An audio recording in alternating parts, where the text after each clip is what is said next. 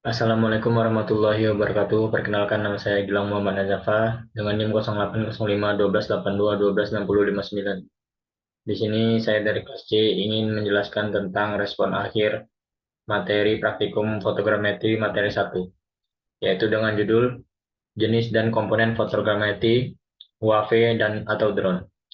Jadi di sini saya akan menjelaskan tentang konsep dasar fotogrametri. Jadi fotogrametri ini merupakan suatu seni, pengetahuan, dan teknologi untuk memperoleh informasi yang dapat dipercaya tentang suatu objek fisik dan keadaan di sekitarnya melalui proses perekaman, pengamatan, atau pengukuran dan interpretasi citra fotografis atau perekaman gambar gelombang elektromagnetik. Di sini adapun media dari fotogrametri yang dapat digunakan ini seperti UAV atau drone ataupun bisa jadi balon udara. Di sini pesawat tanpa awak atau UAV yang dinamakan Unmanned Aerial Vehicle merupakan jenis pesawat terbang yang dikendalikan alat sistem kendali jarak jauh lewat gelombang radio. UAV merupakan sistem awak atau unmanned system, yakni sistem berbasis elektromekanik yang dapat melakukan misi-misi terprogram dengan karakteristik sebuah mesin terbang yang berfungsi dengan kendali jarak jauh oleh pilot maupun mengendalikan dirinya sendiri. Jadi di sini berdasarkan tipe sayapnya, UAV dibagi menjadi dua jenis. Yang pertama fixed wing atau sayap tidak bergerak. Fixed wing, pesawat model fixed wing adalah pesawat yang memiliki bentuk sayap tetap dan tidak bergerak. Pesawat ini mendapatkan thrust atau dari gaya dorong motor yang menempa bagian sayap yang memiliki bentuk airfoil. Yang kedua ada rotary wing atau sayap yang dapat bergerak.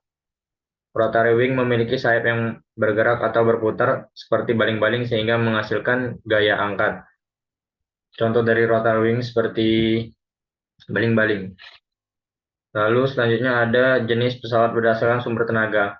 Yang pertama ada combustion engine, di mana sumber tenaga pesawat ini dihasilkan dari bahan bakar cair seperti bensin, minyak, atau sebagainya. Yang kedua ada elektrik. Sumber tenaga dari pesawat ini menggunakan energi elektrik seperti baterai.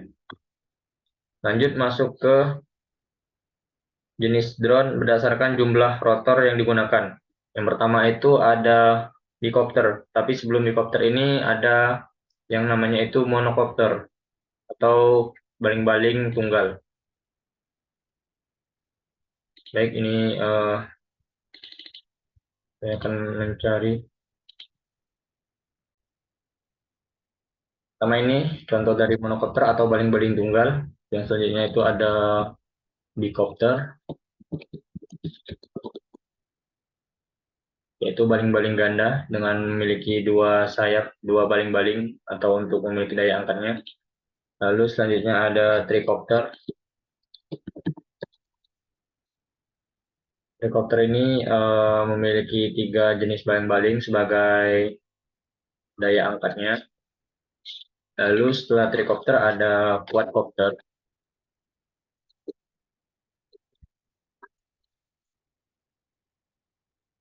Ini atau empat baling-baling. Ya, ini drone yang paling banyak digunakan ini biasanya dari tipe quadcopter atau empat baling-baling. Terus selanjutnya ada hexacopter. Ini. Lalu yang terakhir ada octocopter.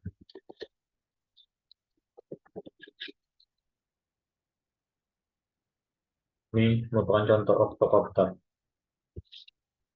Baiklah, mungkin itu saja penjelasan sedikit tentang konsep dasar dari fotogrametri dan jenis-jenis dari tipe-tipe drone dan UAV-nya.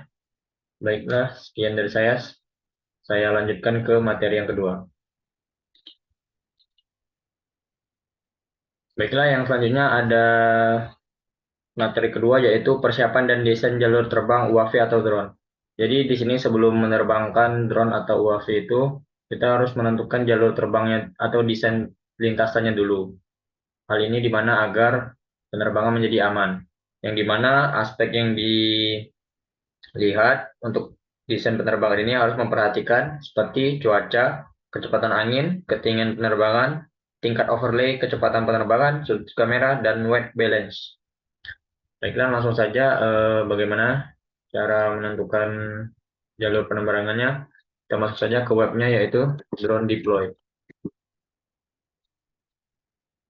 Seperti ini. Nah, kita masuk ke webnya.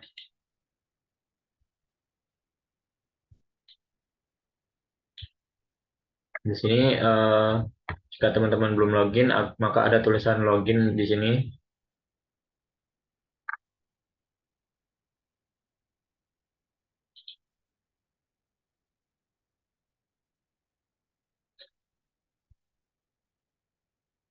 Tunggu sebentar.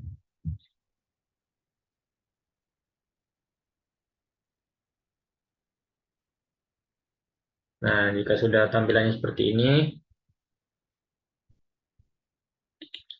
kita pilih yang ini, project. Ini merupakan contoh-contohnya. Yang ini, kita buat project baru. Lalu di sini teman-teman bisa mencari tempat yang diinginkan atau rute yang digunakan saat menerbangkan drone. Di sini kita ambil contoh, misalnya daerah Bali.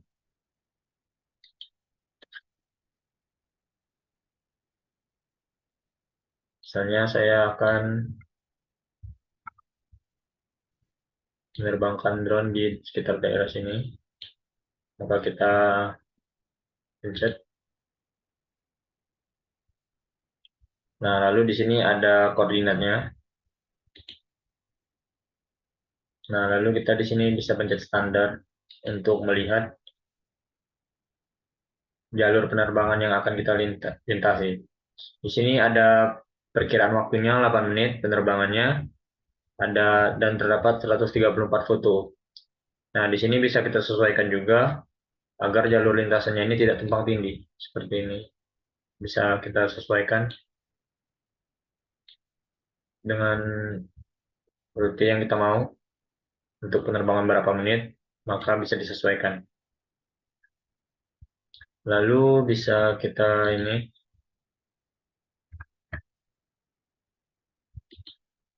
setting manual seperti ini. Jika front overlapnya ini dirasa fotonya terlalu banyak, bisa kita turunkan. Nah, maka dia akan menjadi cuma hanya 107 foto dengan estimasi terbang selama 6 menit. Di sini ada side overlapnya, arah terbangnya, ini kecepatan terbangnya, dan ini sudut kamera, dan ada aspek-aspek lain yang perlu, yang bisa digunakan. Baik, mungkin itu saja penjelasan dari saya tentang desain jalur terbang menggunakan drone deploy agar penerbangan drone menjadi lebih aman dan terarah. Baik, sekian dari saya akhiri. Wassalamualaikum warahmatullahi wabarakatuh.